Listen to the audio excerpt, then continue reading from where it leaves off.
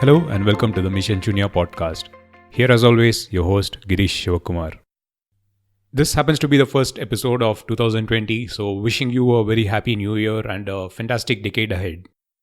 This week's episode is quite unlike the regular episode or the regular conversations that you usually tend to hear on the podcast. Because, as I said, it's the start of a new year and a new decade.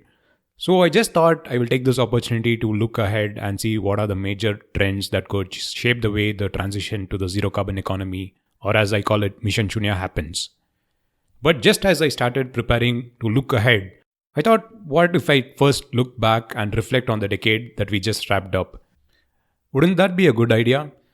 Because it also has a personal angle to it, considering that for most part of the decade, about 9 out of the last 10 years, I have been a clean tech professional and I've launched a blog, I've launched a couple of podcasts, and over the last period, I have tracked most of the major global stories, the major trends through the podcast and blog posts. So I thought maybe I'll look back, look at the major trends that happened during the last decade, and why not talk about it in a short podcast episode? So how about a top 10 list or a top 10 trends, stories, or the clean tech buzz that caught our attention in the last decade? Wouldn't that be really interesting? So here's my top 10 from the last decade. Just a quick disclaimer.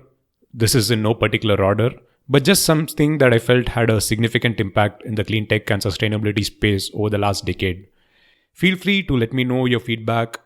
As always, missionchunia@gmail.com is the email ID if you want to write me anything. You can also drop your details on the webpage missionchunia.com/contact. I really look forward to hear more from you as well. So here we go with my list. Number 1 on my list, the first thing that came to me was energy access. The last decade has definitely been the best when it comes to energy access, providing electricity to people in low-income countries. And solar power has definitely been a game changer in enabling this in especially remote locations in sub-Saharan Africa and few pockets in India. So yes, enabling a billion plus people get access to electricity is a big moment in the last decade. Moving to the second trend, following up on energy, solar power has to be on the list for the last decade. It was during this time solar broke the holy grail of going below $1 per kilowatt in terms of the solar panel prices, in fact. So what this meant was the project cost for setting up large-scale power plants and even small-scale dedicated rooftop projects and mini-grids came down by a big factor, which meant, again, most parts of the world, power from solar turned out to be lower than power from fossil fuel power plants. So solar power has been a big factor in enabling energy access and also setting up more projects, renewable energy projects around the world. On similar lines, third on my list is energy efficient appliances. If just a couple of solar panels could power a few bulbs, a mobile charger unit, and TV every day in remote parts of Africa, then we definitely know that appliances have become more efficient. So they consume very less energy to run. So this was in fact described by Nikhil Nair from MCOPA on episode 19. So if you haven't heard that, you should definitely check out episode 19 because it gives you a general trend of all the 3 points that I covered. Point number 1, 2 and 3. Energy, solar energy and energy efficient appliances. Moving on, next item on my list, unfortunately happens to be extreme weather events. The last decade has definitely seen extreme weather events across the world, be it the drought in Africa, Middle East, or the storms in Americas, or the cyclones in Southeast Asia. We have seen a range of extreme weather events, and in fact, the extreme weather events have occurred at a pace that is unseen in the last centuries. So we definitely can't deny the fact that extreme weather events are here and they are occurring at a rapid pace and the frequency has definitely increased. So number 5 on my list is air pollution. Air pollution again is a trend that we can't deny, has definitely caught the attention, the global attention. Especially in megacities, the air quality has deteriorated significantly in the last decade. The particulate matter concentration PM 2.5 have gone to extreme levels in cities in countries like China and India. Appliances like air purifiers have become the new norm. You wouldn't have probably heard about appliances like air purifiers in the decade before, but air purifiers have become the new norm in this last decade, especially in megacities in China and India. Again, air pollution was something that I have covered recently, episode 16 and 17 have been dedicated to air pollution, episode 16 about a case study of Delhi, and episode 17 on how indoor air quality has deteriorated. And so again, couple of episodes that you can check back again to know more about this. However, number 6 on my list is the biggest success story of the last decade. The Paris Climate Agreement was signed and agreed upon in 2015. So, an agreement is now officially in place that most countries from around the world have agreed, and independently they have committed to cut down on emissions and act on climate change. Yes, before some of you remind me, I have to accept that US under the current president has officially pulled out of the agreement.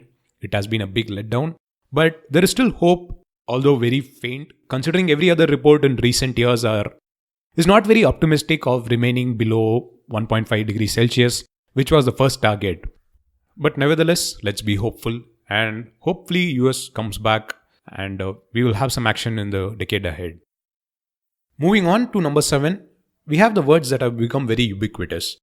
Sustainability and sustainable development have become the buzzwords of the last decades. The words have definitely gained more prominence in the last decades. Large companies who are responsible for the major emissions have a new assessment, the sustainability assessment, that they do annually. In fact, they do it more seriously than the corporate social responsibility. In fact, in episode 20, our guest Tony Juniper talks about how global companies have said no to resources sourced from Amazon or Brazil after the recent forest fires. This and other major public announcements by global multinationals clearly show that they have committed, and these companies are definitely committed towards sustainability for the long run. And sticking to the theme of sustainability, number 8 on my list is sustainable infrastructure projects. For the first time, last decade saw significant interest in sustainability assessment of infrastructure projects, be it the small scale projects or even the large scale projects. In the small scale projects, LEED and other ratings for green building certifications kind of got very popular across the world. On the large scale, every major project is now evaluated for its sustainability score. Well, if I had to give you an example, sports is something that comes to my mind, especially the Olympic movement. It all started towards the end of Beijing Olympics, but London Olympics in 2012 took it to the next level. In fact, Tokyo in 2020 will take it to the very next level of sustainability. For example, all medals that are going to be presented are made from electronic waste. So, sustainability in infrastructure projects was a big win in the last decade. Number 9 on my list is electric vehicles. I'm sure you would definitely agree that last decade was the first time electric vehicles started becoming mainstream in a way. Major automakers are now following Tesla and rolling out electric vehicles. So, it's something that we definitely can't miss from the last decade. And finally, item number 10 is more of a trend rather than anything particular. Climate activism and climate emergency is something that have become more of a global movement in the last decade, especially considering young climate leaders like Greta have come up in a big way in the last decade. The power of social media cannot be discounted in spreading awareness in this space. Especially climate activism and a global movement has finally found a mass following in the last decade, especially among the Gen Z, the group for whom the climate action really matters. So that was just my take on the last decade. Again, it was in no particular order. Let me know your views as always. And with that, now let's move on to the next decade and look at the major stories that are going to shape the decade ahead. Again, number 1 on my list is energy access. The next decade will definitely see everyone on the planet have access to affordable and reliable electricity supply. This also happens to be part of the United Nations Sustainable Development Goals. So, Sustainable Development Goals, 17 of them, of which energy access was also one, has a timeline of about up to 2030. So, hopefully in the next decade, we will see most of the Sustainable Development Goals being achieved, and hopefully we will see everyone on the planet have access to reliable and affordable electric supply. Next up is climate change. Hopefully we will see significant progress on the Paris Climate Agreement, and hopefully countries will live up to their commitments and fulfill their targets towards the goals that they set out in 2015. Third on my list is something that I seriously hope happens in the coming decade. I hope the carbon markets are in place and every action is assessed based on their carbon impacts, like their net carbon footprint, and probably become the de facto sustainability assessment score. Carbon markets didn't kind of take off in the last COP, but I hope in the subsequent climate meetings we have a carbon market in place, and I hope it has a significant impact in the decade ahead. Fourth on my list is energy, or rather renewable energy. We will definitely see more of renewable energy coming onto the grid across the world. Solar and wind power plants are going to come up in a big way. the globally top countries across the world will have solar and wind power coming in a big way, and could well in fact have about 25 to 30% of their grid powered by renewable energy in the decade ahead. Item number 5 on my list is batteries.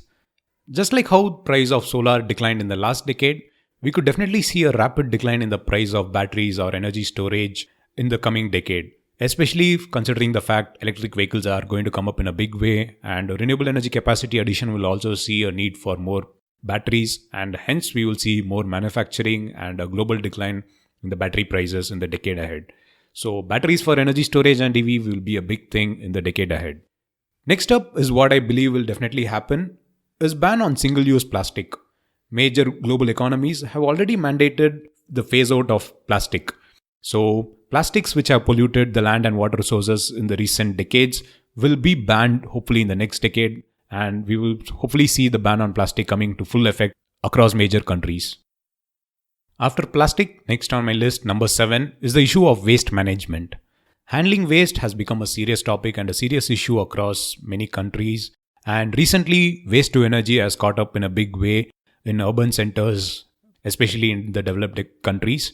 So waste management will be a good theme or a good trend that catches up in the decade ahead. Especially urban centers in the developed world will probably adopt more waste to energy plants. And also one more thing that will definitely catch up, I shouldn't forget, is the emergence of upcycling. A story of how upcycling startup was also featured in the podcast. In fact, episode 8 of the podcast covers how upcycling or converting waste to useful products will be a major trend has been covered. So hopefully you go and check that episode as well. And number 8 is that the decade ahead will definitely be the decade where globally we will see a acceptance for meat alternatives, mainly from the plant-based, but of course derived meat alternatives will also come up in a big way. In fact, episodes 14 and 15 on the podcast discuss the issues with conventional meat consumption and what are the other meat alternatives available, especially in US and Europe. So the trend has just started towards the end of last decade, but we will see it take off in a big way in the decade ahead. Number 9 is smart cities. Yes, you could argue that smart cities have become a lot more cliched, but I feel the real essence of smart cities will come up to the fore only in the coming decade, especially with the emergence of distributed power generation, connected devices, Internet of Things, and many more. So don't give up on the hope of smart cities yet. They will come up in a big way in the decade ahead. And finally, number 10 in no particular order is circular economy. Circular economy is a theme that is emerging everywhere, including the industrial clusters, manufacturing units, and megacities around the world.